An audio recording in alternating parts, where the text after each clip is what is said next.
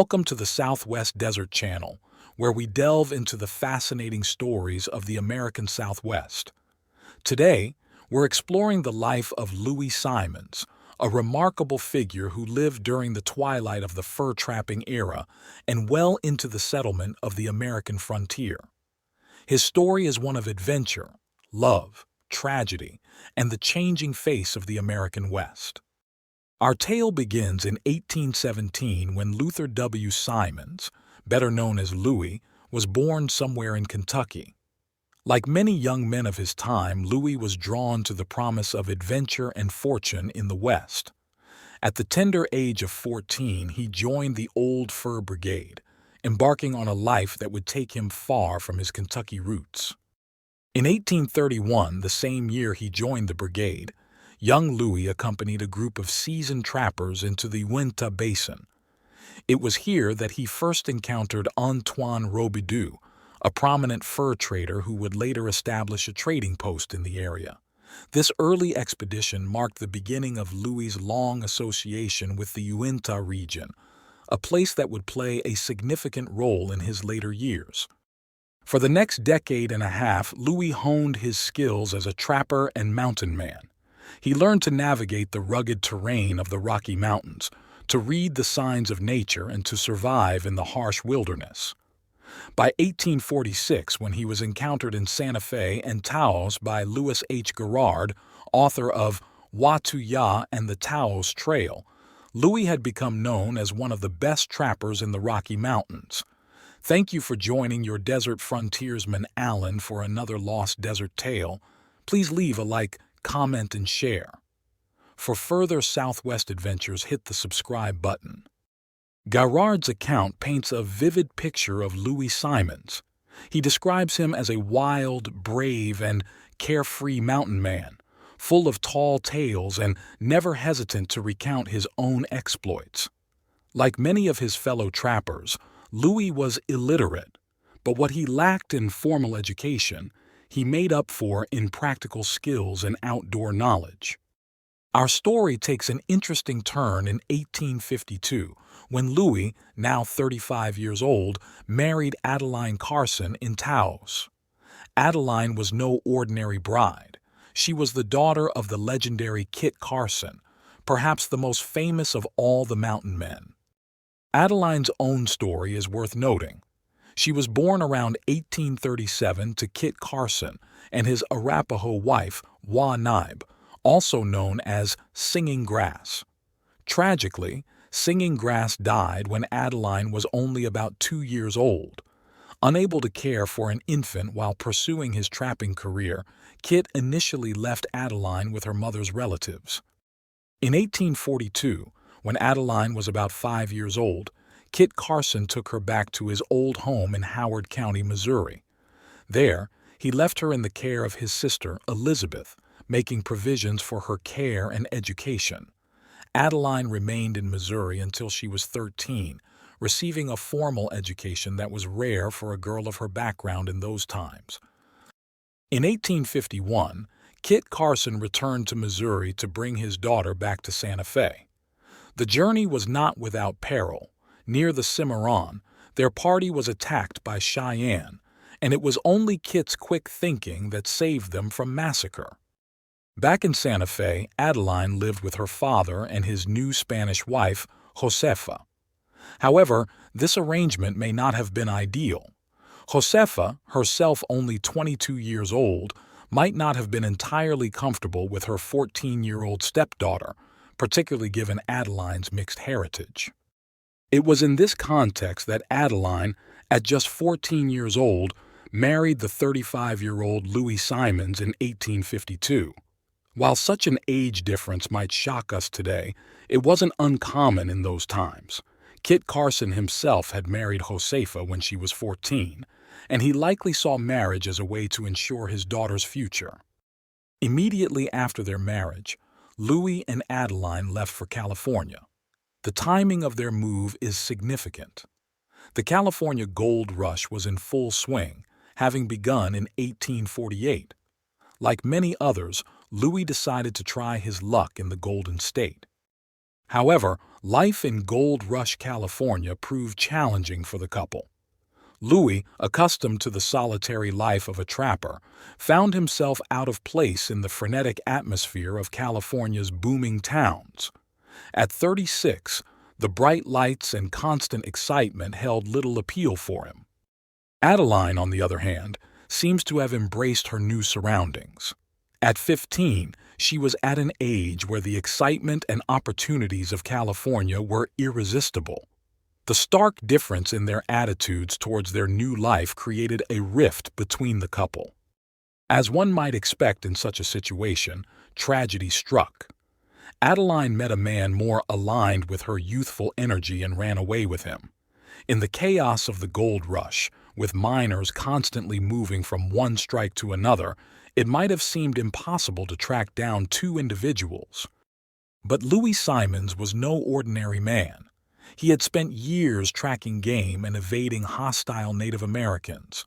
With the patience and skill of an experienced mountain man, he followed their trail persistently, year after year. In 1859, Louie finally caught up with Adeline and her new companion in Mono diggings. By this time, Adeline was known as Prairie Flower, Kit Carson's daughter. Without revealing his presence, Louie carefully observed the situation, biding his time. When he deemed the moment right, Louie took action. With the precision of a seasoned hunter, he used his Kentucky rifle to eliminate Adeline's companion. The man was buried the next day, but no one ever knew who had killed him. This grim act of vengeance marked a turning point in Louie's life. With this matter settled, he was ready to leave California behind and return to the mountains he knew so well. Louie's decision to return to the mountains was not a simple one.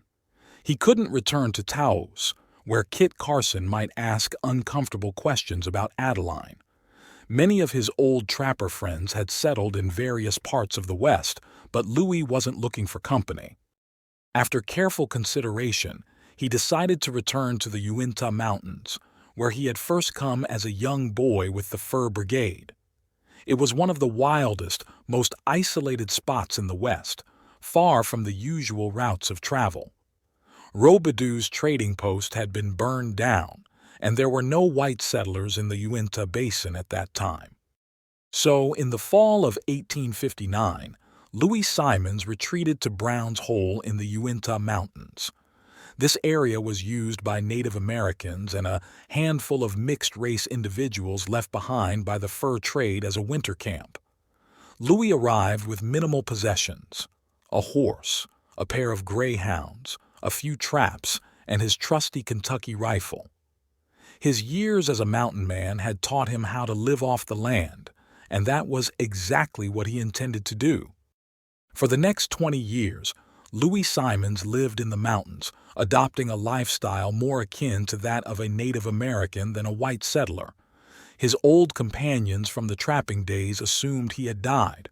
He lived in isolation, relying on his hunting and trapping skills to survive. This solitary existence came to an end in the spring of 1879, when Louie emerged from the mountains to discover that the world had changed around him. White settlers had moved into the Uintah Basin, arriving in covered wagons to farm the flat valley along the Uintah River. A troop of soldiers had established an encampment at Fort Duchesne, tasked with protecting the settlers from Ute raids. Despite these changes, Louie was not eager to rejoin society. He had lived alone for so long that he had no desire to adjust to the new conditions. Instead, he continued to live in a crude cabin in the mountains, subsisting primarily on wild game. He would trap a little and trade his pelts at Fort Bridger for essentials like gunpowder, lead, and occasionally coffee and sugar. As the years passed, Louie Simonds became a familiar figure in the Uintah Basin. He was now known to all as Uncle Louie.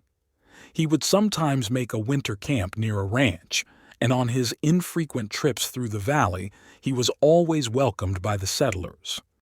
Uncle Louie was selective about the parts of his past he shared. Only trusted friends like Pete Dillman and Finn Britt ever learned the full story of why he lived alone in the mountains. To most, he was simply a colorful character from the early days of the West. As he grew older, Uncle Louie was afflicted with palsy, which made his hands shake uncontrollably.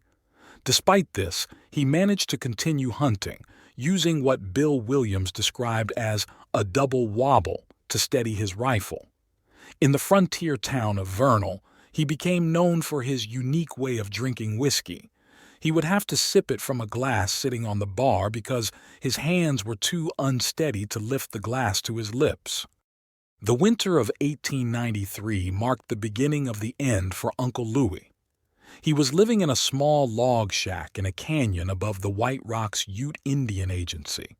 He would occasionally ride down to the trading post for supplies or to share his stories. But when a heavy snow fell, he wasn't seen for several weeks. In the spring, soldiers searching for a strayed horse stumbled upon Uncle Louie's cabin. They found the old man helpless in his bed, nearly starved to death and suffering from frostbite. They took him to the military hospital at Fort Duchesne, where he remained for several weeks. However, the long illness had taken its toll on Uncle Louie's mind. In March 1894, he was sent to the Utah State Mental Hospital in Provo. George Searle, then sheriff of Uintah County, was given the task of transporting the old mountain man. Louie was admitted to the hospital on March 8, 1894, diagnosed with senile dementia. But Uncle Louie wasn't quite done yet. On October 1, 1894, he was discharged from the hospital, declared cured. Unfortunately, there's no record of where he went after his release or when he ultimately passed away. Old-timers in the Uintah Basin insist that he never returned to his old haunts. Before leaving for the hospital, Uncle Louie had given Sheriff Searle a bundle of papers and letters for safekeeping. He never returned to claim them, and although Searle kept them for many years, they were eventually lost. One can only wonder what stories those papers might have told. Perhaps they contained letters from Adeline Carson, the prairie flower. As for Adeline, her story came to an end long before Uncle Louie's. She died in 1860 and was buried on the shore of Mono Lake. Her friends had planned to erect a monument over her grave, but it was never done, and the exact location of her final resting place has been lost to time. Louie Simonds' life spanned an era of immense change in the American West. He began his Western adventures when the fur trade was still booming, lived through the gold rush, and survived to see the settlement of areas that were wilderness in his youth. His story, pieced together from the memories of those who knew him and other historical sources, gives us a glimpse into a bygone era. It's a tale of adventure, love, tragedy, and survival, a true embodiment of the spirit of the Old West. To the settlers of the Uintah Basin in the late 19th century, Uncle Louie was a living link to the early days of westward expansion. His tales of Jim Bridger, Kit Carson, and the fur-trapping days must have seemed like ancient history to them. As we conclude this tale, it's worth reflecting on the extraordinary life of Louie Simonds. From a young Kentucky boy joining the Fur Brigade, to Kit Carson's son-in-law, to a solitary mountain dweller, his journey tells us much about the changing face of the American West. It reminds us that history is not just about grand events and famous figures, but also about the lives of individuals who, in their own way, shaped and were shaped by the times in which they lived. Thank you for joining us on this journey through time. Until next time, keep exploring the fascinating stories of our past. Please leave a like, comment, and share. For further desert romps, hit the subscribe button. Happy trails!